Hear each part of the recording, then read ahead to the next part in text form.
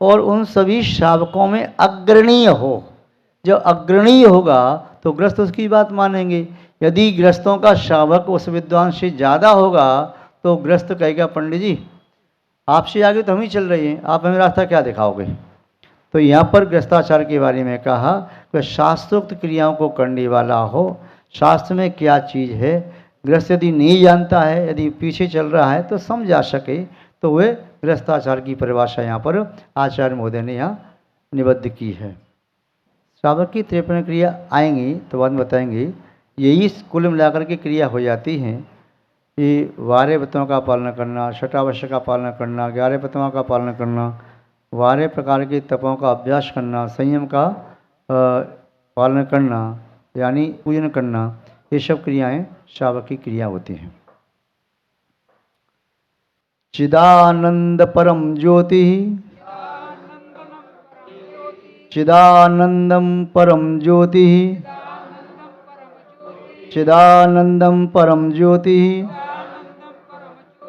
केवल ज्ञान लक्षणम, केवल ज्ञान लक्षणम, केवल ज्ञान लक्षणम, आत्मानं सर्वदा ध्याये, आत्मानं सर्वदा ध्याये, देतत् तत्तोत्तमं नृणाम्, देतत् तत्तोत्तमं नृणाम्, देतत् तत्तोत्तमं नृणाम्। अब उस श्रावक को केवल व्यवहार की बाह्य क्रियाओं में अटका करके नहीं रख रहे, उसे थोड़ा सा आध्यात्मिकता की प्रेरणा भी दे रहे। आचार्य शांत सागर जी महाराज के संग सेवक उनकी वर्षों तक सेवा करते रहे। एक दिन वे आचार्य श्री के चरणों में मस्तक झुका करके हाथ जोड़ के बैठे, महाराज जी ऐसा आशीर्वाद दो जिससे मेरा कल्याण हो जाए। आचार्य महाराज ने कहा, शायद उनका नाम शांतिलाल पूनम चंद ऐसा नाम था। बोले तुम क्या सोचते हो, ऐसे आड़ देते देते मोक्ष हो जाएगा क्या? आपको गृहस्थ जीवन का त्याग करके ऐसे मोक्ष मार्ग को स्वीकार करना पड़ेगा, तभी आत्मा का कल्याण होगा। तो ये क्रियाएं करते करते पुनः अंतरंग में विशुद्धि बढ़े, भाव निर्मल हों। वाय क्रिया चेतना के परिणामों को निर्मल करने के उद्देश्य की जाती हैं। यदि चेतना के परिणाम निर्मल नहीं हो रही तो उद्देश्य पूर्ति नहीं हो रही। तो इसलिए यहाँ कहा कि वे वाय क्रिया करो, किंतु ये भी ध्यान रखो कि आपकी आत्मा सिद्धों जैसी है। आपका स्वभाव भी केवल ज्ञान स्वभाव है। आपकी आत्मा में भी अनंत आनंद भरा पड़ा है और चैतन्य आनंद ही तुम्हारी आत्मा का आनंद है।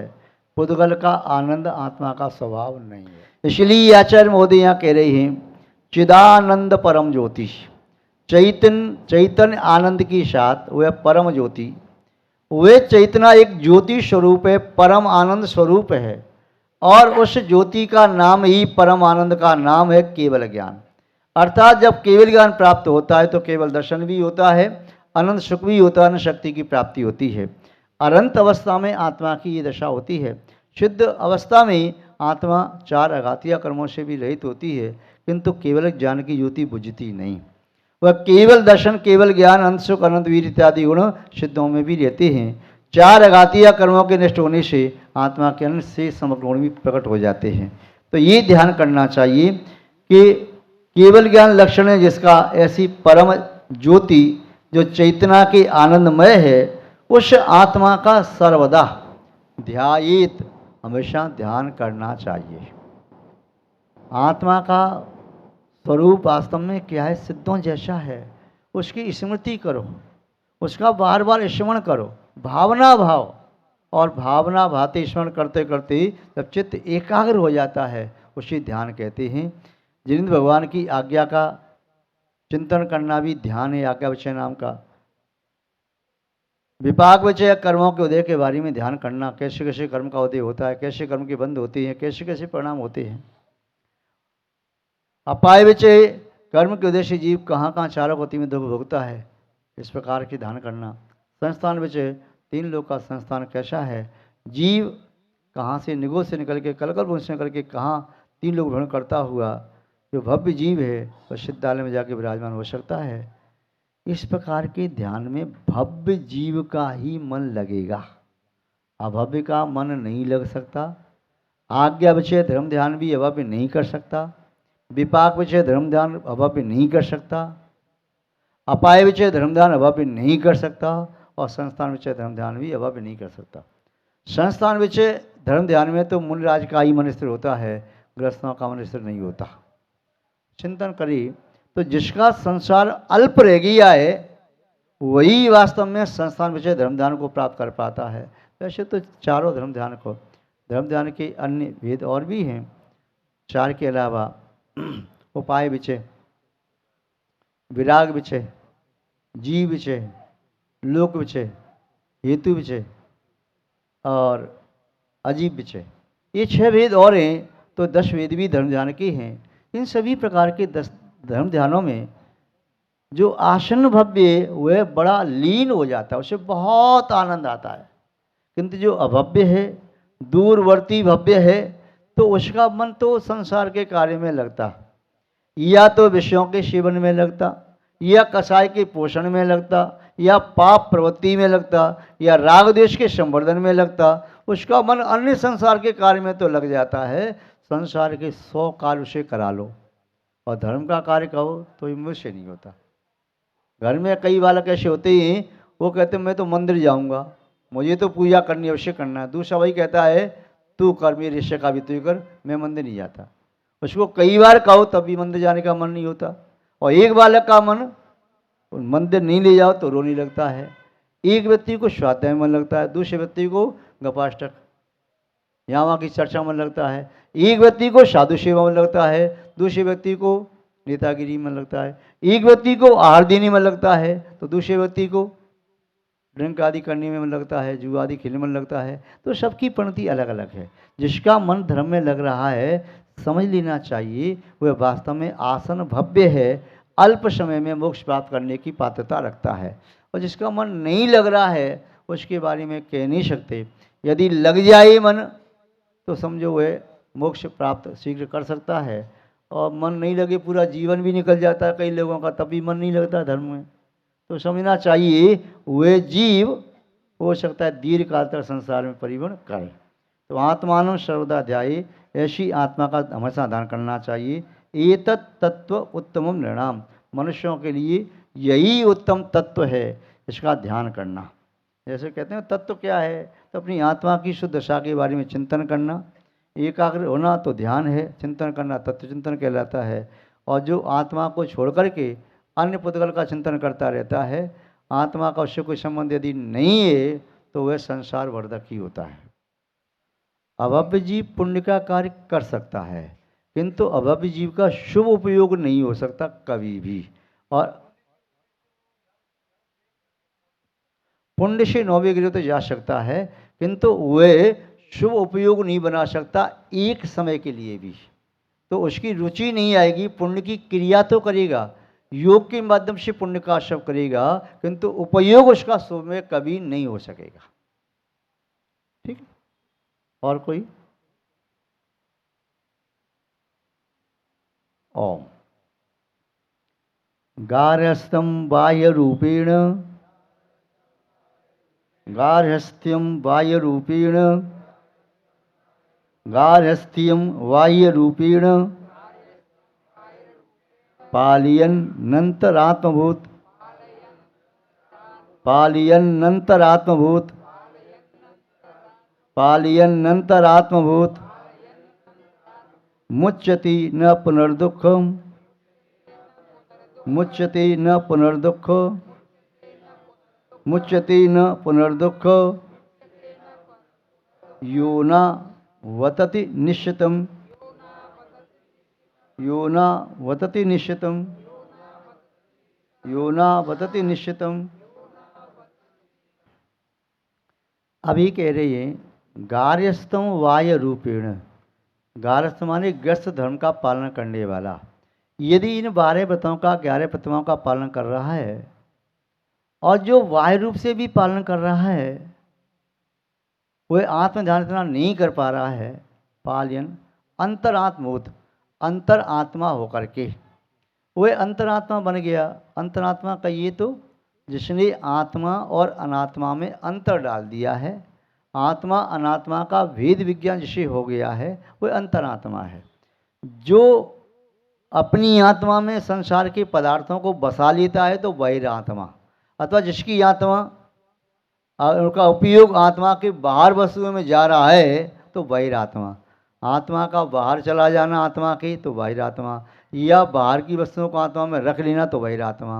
और जिसने आत्मा में और अनात्मा में भेद डाल दिया है, अंतर डाल दिया है, वह अंतरात्मा। आत्मा आत्मा है, पदगल अजीब अजीब है। परमात्मा जिसने अपनी आत्मा में केवल भेद नहीं डाला है, अपनी आत्मा में विद्यमान जो कर्म आदि हैं उन्हें भी अलग कर दिया है, अपनी आत्मा को शुद्ध बना दिया, उत्कृष्ट बना लिया, परमात्मा कहलाता है। उसमें भी जिसने आदि कर्म नष्ट की तो वह सकल परमात्मा, शरीर से सहित अनंत भगवान, वह कल यानी शरीर सहित सकल परमात्मा, और शरीर से भी रहित है तो निकल परमात्मा यानी शुद्ध परमेष्टि। तो यहाँ कह रही जो ग्रस्त बाह्य रूप से भी श्रावक के धर्म का पालन करता है किंतु अंतरात्मा होता हुआ, बहिरात्मा अपने के साथ नहीं, अंतरात्मा होकर समदृष्टि होकर के मुच्यते, वह दुखों से छूट जाता है, संसार के परम से छूट जाता है। पुनर्न दुखम, पुनः दुखों को यो न अतति निश्चितम, वह निश्चित रूप से ही उन दुखों को प्राप्त नहीं करता, अर्थात सभी प्रकार के दुखों से मुक्त हो जाता है। षडालाकार विद्वत दौलत राम जी ने भी लिखा, यो श्रावक व्रतपाल स्वर्ग सोलम उपजावे, तहते चय नर जन्म पाए मुनि वह शिव जावे। तो श्रावक के व्रतों का पालन करने वाला व्यक्ति वह 16वें स्वर तक जा सकता है, इस पंचम काल में नहीं जा सकता, चलो 8वें तक जा सकता है, किंतु मुनि बन करके उस पंचम काल में 8वें तक जा सकता है। किंतु ये विशेषता है, आज पंचम काल का साधक अपनी विशुद्ध साधना के बल से लौकांतिक देव भी हो सकता है और लोकपाल, धड़ेन्द्र, दक्षिण आदि भी बन सकता है। जो अगली भव में मोक्ष प्राप्त करने की पात्रता नियामक रूप से रखे ऐसा भी हो सकता है। और ग्रस्त भी यदि 8वें स्वर तक जा रहा है तो वह भी अगले वर्ष से मोक्ष जा सकता है, पर नियामक संबंध भले ही नहीं है किंतु वह अपने पुरुषार्थ के बल से आगे मनुष्य बन के मुनि बन के साधना करे तो मोक्ष प्राप्ति असंभव नहीं है। तो यहाँ पर बताया कि गृहस्थ का धर्म भी कोई ऐसा नहीं है कि मोक्ष नहीं देता है, देता है, थोड़ा इनडायरेक्ट देता है, और मुनि धर्म वह डायरेक्ट मोक्ष देने वाला होता है। इस प्रकार यहाँ पर बताया। जैनम जयतु शासनम विश्व कल्याण कारकम, शिवकोटि मुनि महाराज द्वारा विरचित रत्नमाला ग्रंथ की वाचना के अंतर्गत श्लोक नंबर 59 तक देख चुके थे। 60वें श्लोक को यहाँ प्रारंभ करते हैं, जिसमें आचार्य महोदय श्रावक के लिए अधिक से अधिक कैसे पुण्य का आशय हो, वह पुण्य की क्रिया करे, पाप की क्रिया का परित्याग करे, इस संबंध में आचार्य महोदय यहाँ बता रहे हैं।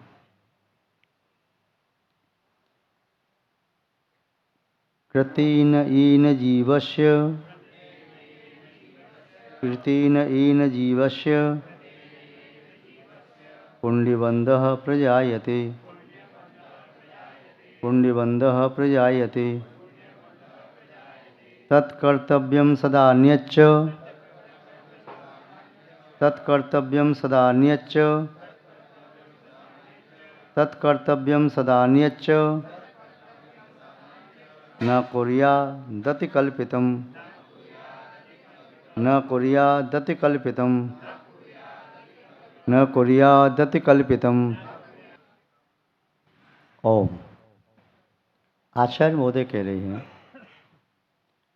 इन कृतेन, इन कहिए तो जिसके द्वारा, कृतेन कार्य के द्वारा, जिस कार्य के करने से जीवस्य जीव को पुण्यबंधः प्रजायते, पुण्य का बंध होता है, तत्कर्तव्यम सदा, भी कार्य सदा श्रावक के द्वारा करते रहना चाहिए।